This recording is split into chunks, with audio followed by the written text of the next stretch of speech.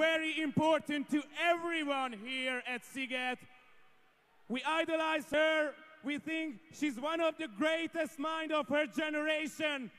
And today she is here to tell you that it's one thing to do not care about the color of your skin, the God that you believe in, or the country you are from. But it is also very important to remember that all life matters. And there is only one big blue planet. And it is our job to make sure that we have a reason for hope. That we have to protect this little blue planet. Sziget Festival, we are about to introduce someone new today who has been living her life as a messenger of peace.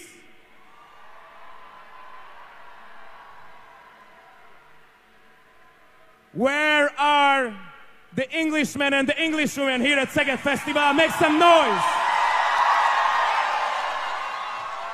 You should be extremely proud that she is coming from Great Britain, and she is going to tell you what is the next step in our evolution.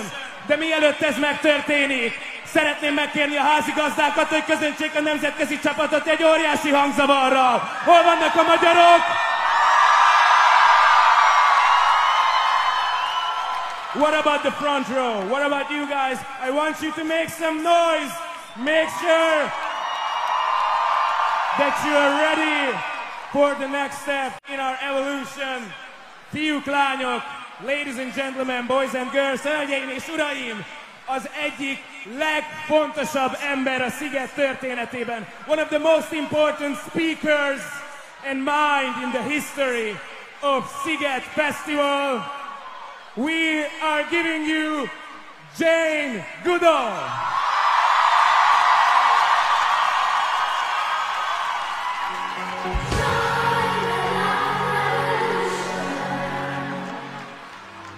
It's been an amazing journey, this life of mine.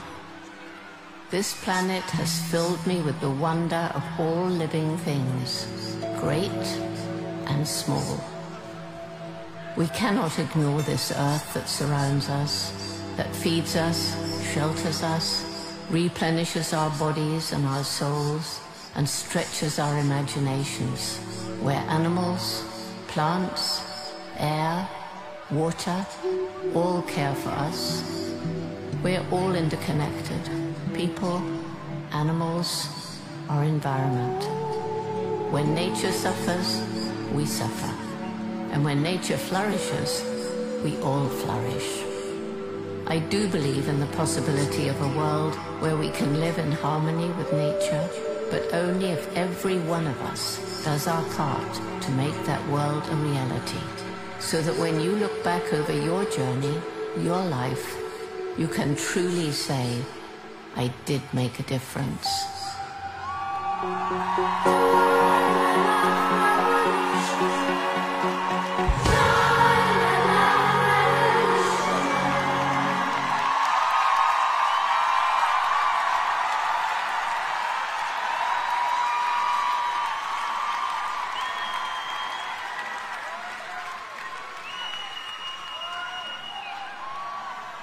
Well, good evening, everybody.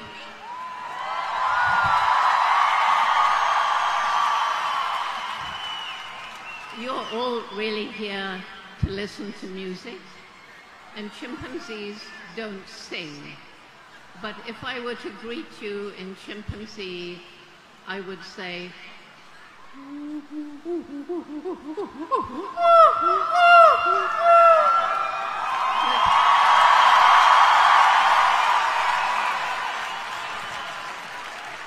I've only got 10 minutes. I have to make everything very short. I was born 85 years ago. I was born loving animals. I was lucky in having a very supportive mother. When I was 10 years old, I decided when I grew up I would go to Africa, live with animals, and write books about them. And everybody laughed at me. How would I get to Africa? We didn't have any money. Africa was far away, and I was just a girl. But my mother said to me, if you really want this, you're going to have to work really hard, take advantage of all opportunity, but don't give up. So I got to Africa. I saved up. I was lucky enough to meet the late Dr. Leakey, who offered me the amazing opportunity of going to study not just any animal, but the one most like us, the chimpanzee. And eventually they lost their fear of me, and I began to understand more and more about their behavior. And the most striking thing was how like us they are. They have their own personality. The males compete for dominance, swaggering, looking big and strong, reminding me very much of many human male politicians today.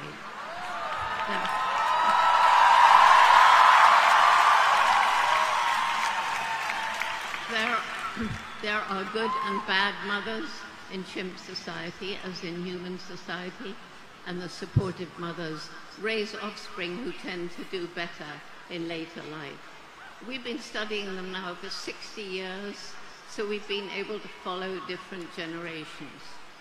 And chimpanzees, like us, sadly, have a dark and brutal side to their nature, but they're also capable of love and compassion and true altruism. After I'd been at Gombe for 2 years, Louis Leakey sent me to Cambridge University to do a PhD, even though I had not been to college. I was shocked to be told humans are the only beings on this planet with personality, mind, and emotion. And fortunately, I had a wonderful teacher when I was a child who taught me that however learned these professors were, they were wrong in this. That teacher was my dog. So,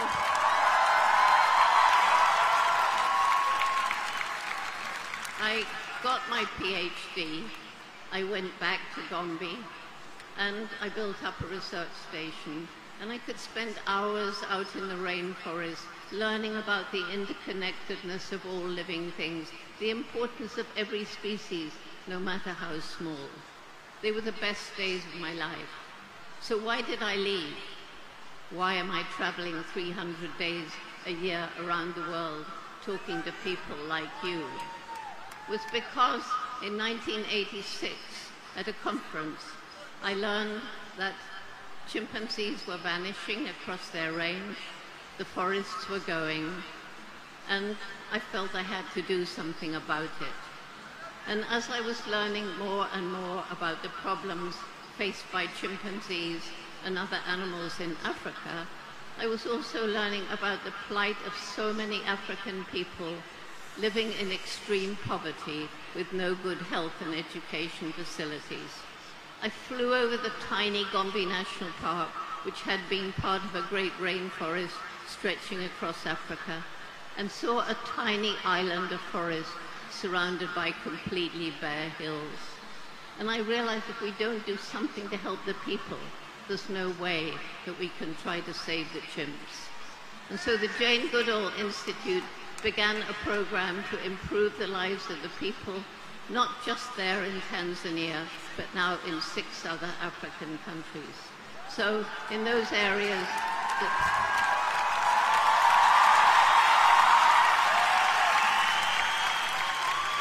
But as I'm traveling around the world trying to raise money for these programs, I'm finding out so much about what we are doing to the planet, how we're destroying the forests and the oceans, the great lungs of the world, how we're recklessly burning fossil fuels, how our industrial animal agriculture is destroying the land and is also producing huge amounts of methane gas, which along with CO2 is one of the great greenhouse gases.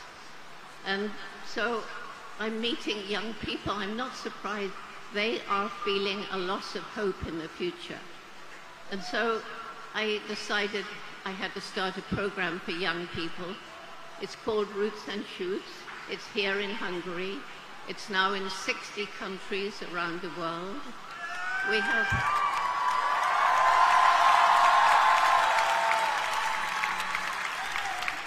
have members in kindergarten and members in university and everything in between. And they choose projects to make the world a better place for people, for animals, for the environment.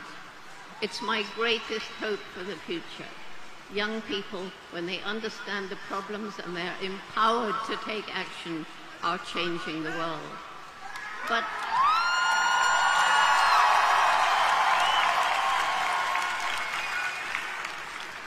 people ask me, Jane, do you really have hope for the future?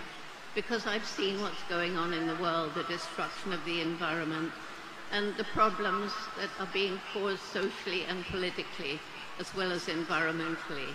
My reasons for hope are simple. First of all, it's the young people who are changing the world, even as we speak. Secondly, it's this human brain. We are beginning to use our brain to find ways of living in greater harmony with the planet. Thirdly, the resilience of nature given a chance. Gombe is no longer a little patch of forest surrounded by bare hills.